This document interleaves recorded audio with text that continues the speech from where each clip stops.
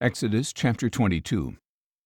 If a man steals an ox or a sheep and slaughters or sells it, he must repay 5 oxen for an ox and 4 sheep for a sheep. If a thief is caught breaking in and is beaten to death, no one shall be guilty of bloodshed. But if it happens after sunrise, there is guilt for his bloodshed. A thief must make full restitution. If he has nothing, he himself shall be sold for his theft. If what was stolen is actually found alive in his possession, whether ox or donkey or sheep, he must pay back double.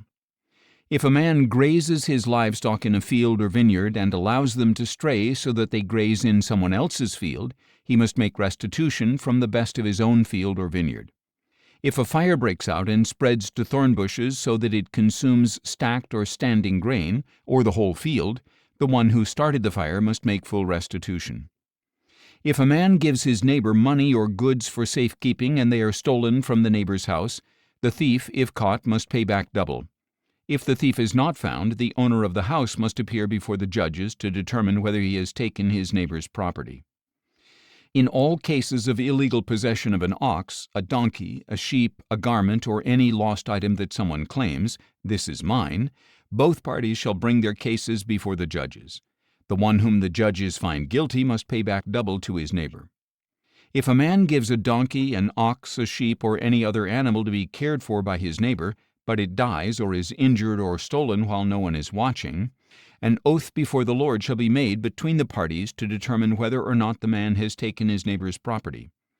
The owner must accept the oath and require no restitution. But if the animal was actually stolen from the neighbor, he must make restitution to the owner. If the animal was torn to pieces, he shall bring it as evidence. He need not make restitution for the torn carcass. If a man borrows an animal from his neighbor and it is injured or dies while its owner is not present, he must make full restitution. If the owner was present, no restitution is required. If the animal was rented, the fee covers the loss. If a man seduces a virgin who is not pledged in marriage and sleeps with her, he must pay the full dowry for her to be his wife. If her father absolutely refuses to give her to him, the man still must pay an amount comparable to the bridal price of a virgin. You must not allow a sorceress to live. Whoever lies with an animal must surely be put to death. If anyone sacrifices to any god other than the Lord alone, he must be set apart for destruction. You must not exploit or oppress a foreign resident, for you yourselves were foreigners in the land of Egypt.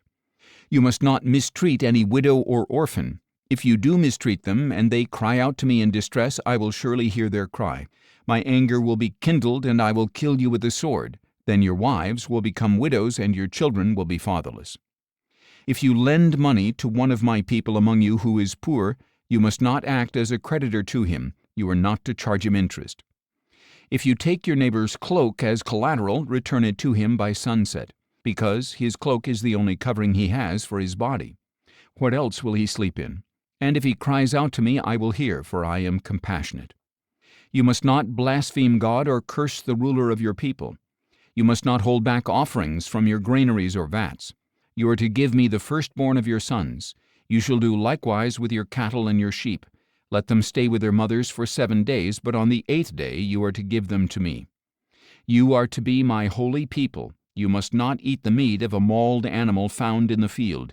You are to throw it to the dogs.